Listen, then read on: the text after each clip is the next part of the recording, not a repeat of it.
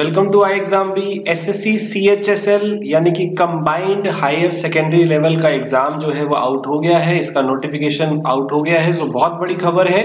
जो +2 पास स्टूडेंट्स है उनके लिए ये एग्जाम है। +2 जिसने कर रखी हो वो ये अप्लाई कर सकता है, कोई परसेंटेज नहीं है।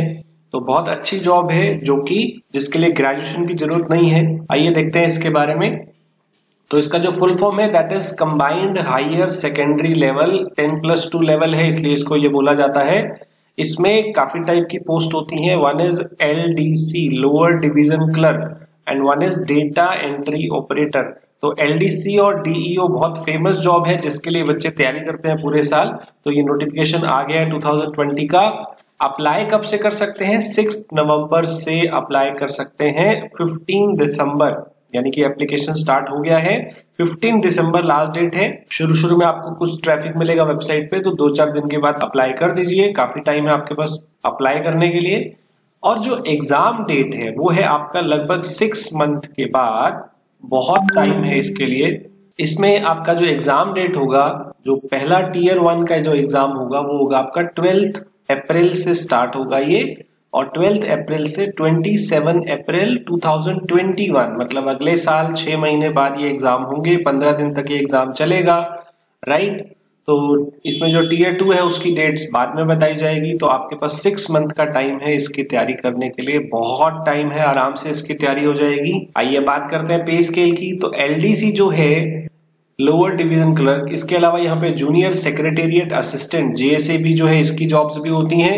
यहाँ पे जो पे स्केल है वो है आपका 19,900 से 63,200।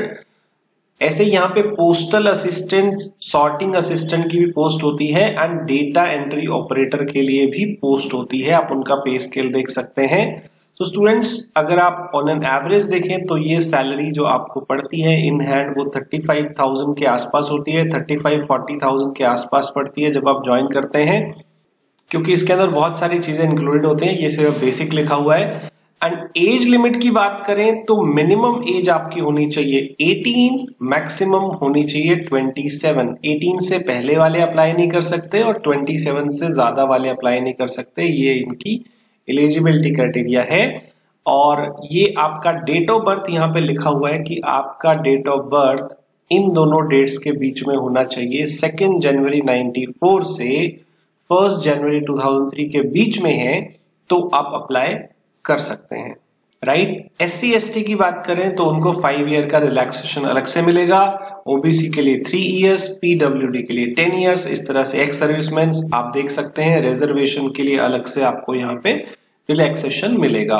तो मिनिमम एज है 18। तो कुछ बच्चे +2 वाले जो होंगे वो अभी 18 साल के नहीं हुए, वो लोग अप्लाई नहीं कर सकते। तो अपना डेट ऑफ बर्थ चेक करिए। अगर आप इस डेट के बीच में आपका डेट ऑफ बर्थ है तो आप अप्लाई कर दीजिए।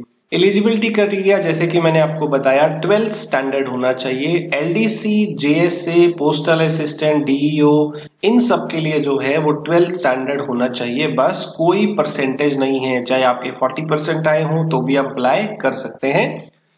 अगर डेटा एंट्री ऑपरेटर आपको चाहिए, C&AG जो हमारा कंट्रोलर एंड ऑडिटर जनरल होता है, अगर इसके अंदर आपने अप्लाई करना है तो वहां आपको 12th साइंस में चाहिए, विद मैथ्स आपने पढ़ा हो। तो नॉन मेडिकल में अगर 12th है तो आप इसके लिए अप्लाई कर सकते हैं।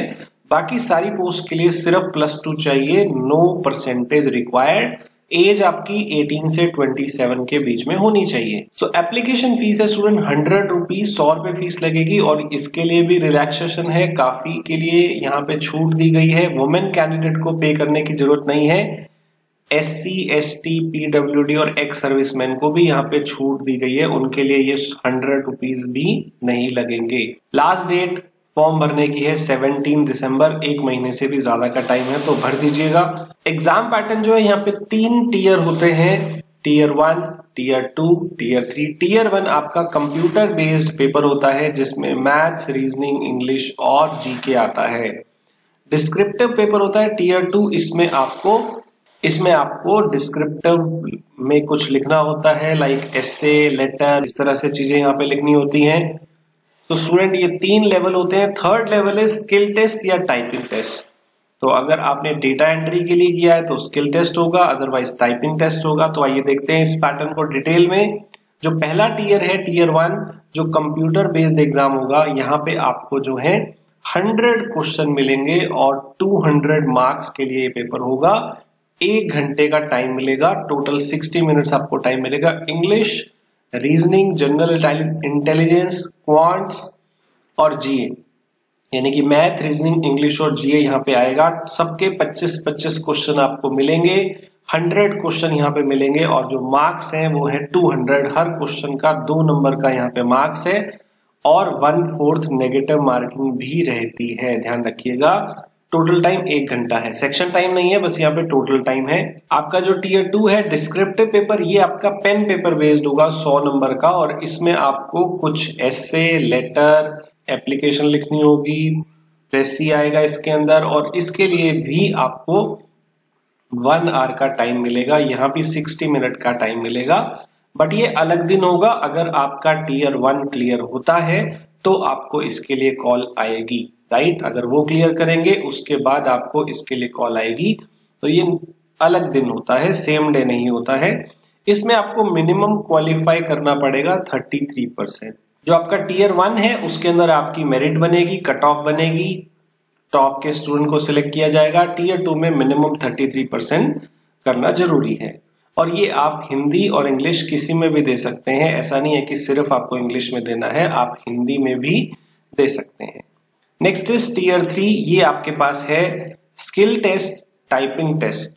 तो स्किल टेस्ट और टाइपिंग टेस्ट भी यहाँ पे होगा, ये भी क्वालिफाई करना पड़ता है। आपकी स्पीड देखी जाती है, क्योंकि अगर आप लोअर डिवीजन क्लर्क के लिए जाते हैं या डेटा एंट्री ऑपरेटर के लिए जाते हैं तो आपको कंप्यूटर पे काम करना पड़ेगा, तो उसके लिए वो टाइपिंग टेस्ट अलग से लेते हैं। जैसे यहाँ लिखा हुआ है डेटा एंट्री ऑपरेटर के लिए स्किल टेस्ट मैंडेटरी है, उनकी इतनी 8000 जो है वो आपकी स्पीड होनी चाहिए, 8000 की डिप्रेशन पर आवर आपकी स्पीड होनी चाहिए। तो ये जो स्पीड है ये आराम से आप बना सकते हैं। पहले आप रिटर्न की तैयारी करिए, उसके बाद जब आपका ये वाला एग्जाम होगा तो आपको गैप मिलेगा 1 महीने का कम से कम, तो उसके अंदर आप आराम से ये स्पीड बना सकते हैं। इसकी प्रैक्टिस आप आराम से कर पाएंगे बाद में। ऐसे ही डेटा एंट्री ऑपरेटर अगर आप C&AG के अंदर अप्लाई करते हैं तो वहां पे आपको इतनी स्पीड चाहिए, तो ये स्पीड आपको ध्यान रखना है। बाद में आपको स्पीड पे भी काम करना है कंप्यूटर की टाइपिंग पे। नंबर ऑफ वैकेंसी की बात करें तो 2018 में 5918 थी, 2019 में 4893 टोटल वैकेंसी थी। तो यानी कि इस एग्जाम में अप्रोक्सीमेटली 5000 के आसपास वैकेंसी रहती है। सो काफी अच्छी नंबर ऑफ वैकेंसी है, बट स्टूडेंट्स भी बहुत अप्लाई करते हैं इसके लिए, तो कंपटीशन बहुत अच्छा है। इसके लिए आपको प्रैक्टिस की जरूरत है। तो स्टूडेंट, आपको पता है आई एग्जाम भी इज द ओनली वेबसाइट जहां पे सारे मॉक टेस्ट फ्री होते हैं। तो हम आपके लिए लेके आए हैं for this exam SSC CHSL के लिए 11 free mock test. Yes, 11 free mock test हम दे रहे हैं फॉर एसएससी सीजीएल सीएचएसएल। तो इसको बाय करने की जरूरत नहीं है कहीं से, ये बिल्कुल फ्री है।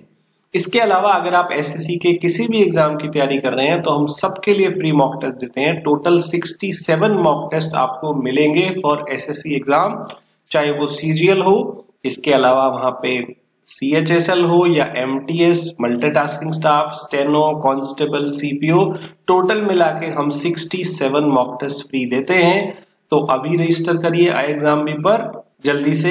Thank you so much, thanks for watching. और इस चैनल को सब्सक्राइब कर दीजिए ताकि आपका कोई भी वीडियो मिस ना हो, आपको सारी नोटिफिकेशन टाइम से मिलते रहे। बेल आइकन को भी जरूर दबाएं। Thank you, thanks for watching.